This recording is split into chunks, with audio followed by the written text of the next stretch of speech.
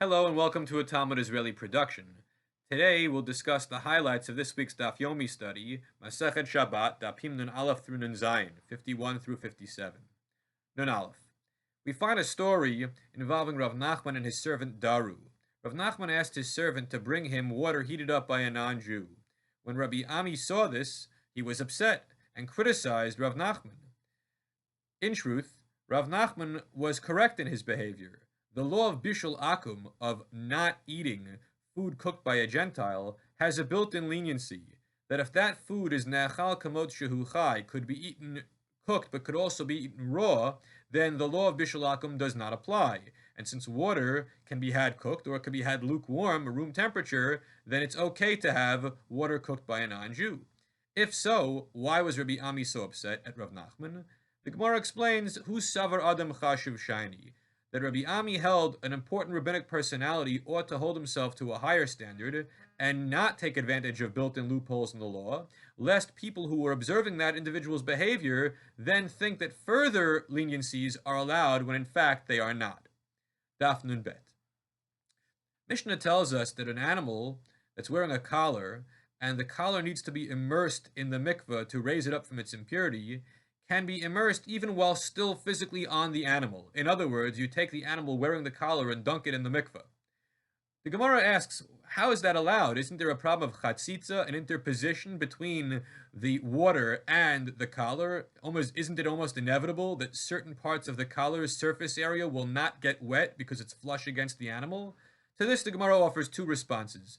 One is Bisharitchan, that the owner of the collar hammered it out so that there is space physically between the body of the animal and the collar for the water to intervene. And secondly, B'mechulalin, that the collar had wide holes to begin with, and so water was able to touch all parts of the surface area.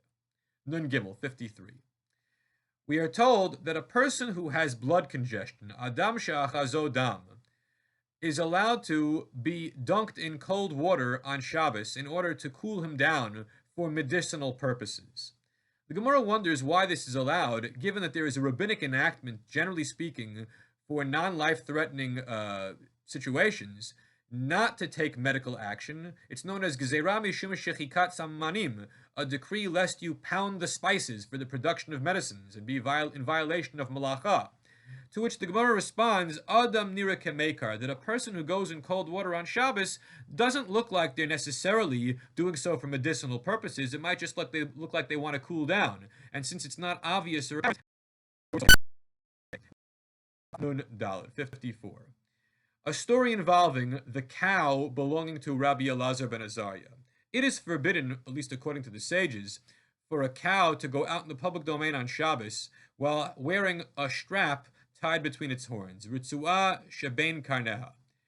And the cow belonging to Elazar ben Azariah did just that, against the wishes of the sages. So the Gemara wonders, how could it be that the illustrious sage of Elazar ben Azariah broke the rules and violated the wishes of his colleagues, of the Chachamim? To which the Gemara responds, well, that animal didn't really belong to him.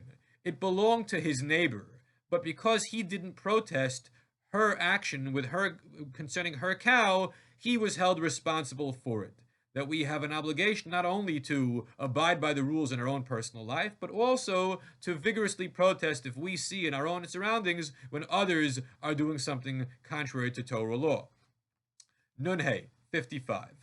The Gemara tells us that 4 people died Be'et Yoshel Nachash because of the serpent's counsel, meaning man dies for his sin, but we all die eventually.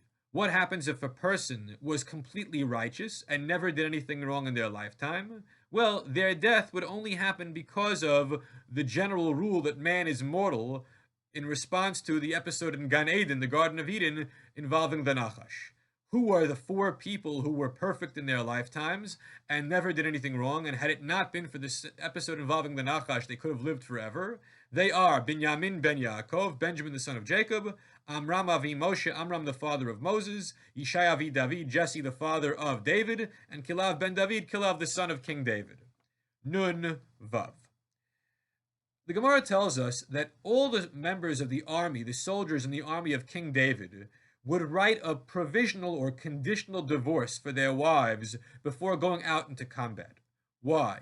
Well, because there's always the possibility that a person will get lost on the battlefield and will not come home, and a wife waiting at home won't know if that husband, who had been a soldier in the army, died, in which case she would be allowed to remarry because she'd no longer be tied in the bonds of matrimony, or was that person was still alive and was a POW, a prisoner of war, or MIA, missing in action, in which case the wife would still be married and could not remarry. Well, we don't want any woman to become an aguna, a chained wife.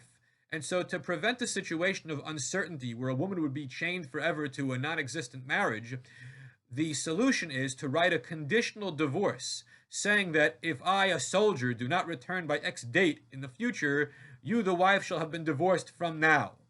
This is a solution to the problem, and it's a solution which was implemented by soldiers in the United States Army during World War II. Daf Nun Zayin, 57. The Mishnah begins a new chapter, Bama Isha Yotza, Uvama Enayotza. With what type of jewelry is a woman allowed to go out in the public domain on Shabbat, and with what type of jewelry is she not allowed to go out in the public domain? Jewelry is a tachshit, is an adornment, is not a masoi, is not a burden. And so, according to the letter of Torah law, wearing jewelry in the public domain would be okay.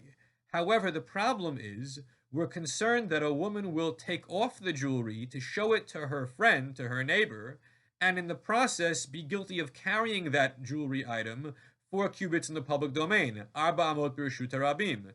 And so, to protect against that, certain types of jewelry items were banned from being worn in the public area on Shabbat. I hope you enjoyed this week's